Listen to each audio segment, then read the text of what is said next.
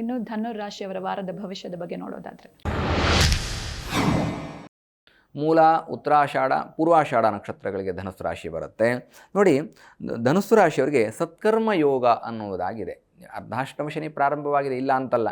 ಆದರೆ ರಾಶ್ಯಾಧಿಪತಿ ಆಗಿರತಕ್ಕಂತಹ ಗುರು ಉತ್ತಮವಾಗಿರ್ತಕ್ಕಂಥದ್ರಿಂದ ಸತ್ಕರ್ಮ ಯೋಗ. ನೋಡಿ, ಪ್ರಾರಂಭದಲ್ಲಿ ಧನುಸ್ಸು ರಾಶಿಯವರಿಗೆ ಒಂದಷ್ಟು ಪೂಜೆ ಪುನಸ್ಕಾರಾದಿಗಳನ್ನ, ಮಂಗಳ ಕಾರ್ಯಗಳನ್ನ ಮಾಡುವಂತಹ ಯೋಗ, ದೇವಾಲಯಗಳ ದರ್ಶನ, ತೀರ್ಥಕ್ಷೇತ್ರ ದರ್ಶನವನ್ನು ಮಾಡುವಂತಹ ಸಾಧ್ಯತೆಗಳಿದ್ದಾವೆ. ಮತ್ತು ಭಕ್ತಿ ಶ್ರದ್ಧೆಯಿಂದ ನಿಮ್ಮ ಎಲ್ಲ ಪಾಪಗಳನ್ನು ದೂರ ಮಾಡಿಕೊಂಡು ಜೀವನದಲ್ಲಿ ಯಶಸ್ಸು ಕಾಣ್ತಾ ಇದ್ದೀನಿ, ಗ್ರೋತ್ ಕಾಣ್ತಾ ಇದ್ದೀನಿ ಅನ್ನುವಂತಹ ಫಲ ನಿಮಗೆ ಸಿಗತ್ತೆ. ಅದನ್ನು ಸದ್ವಿನಿಯೋಗ ಮಾಡ್ಕೊಳ್ಳಿ.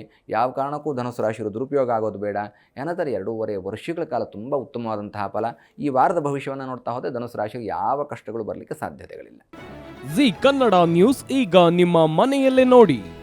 ಎಲ್ಲ ಕೇಬಲ್ಗಳಲ್ಲಿ ಈಗ ಲಭ್ಯ.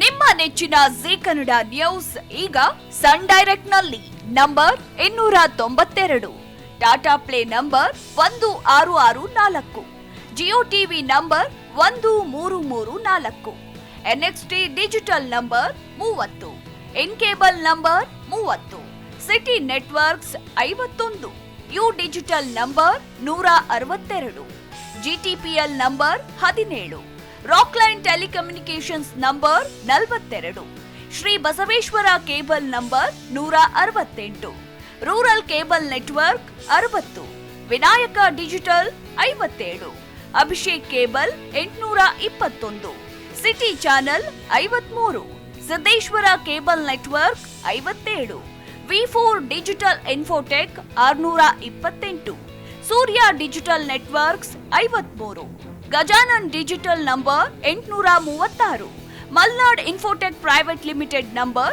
56, Metrocast number 830, victory digital number 167ರಲ್ಲಿ ನೋಡಿ ಆನಂದಿಸಿ.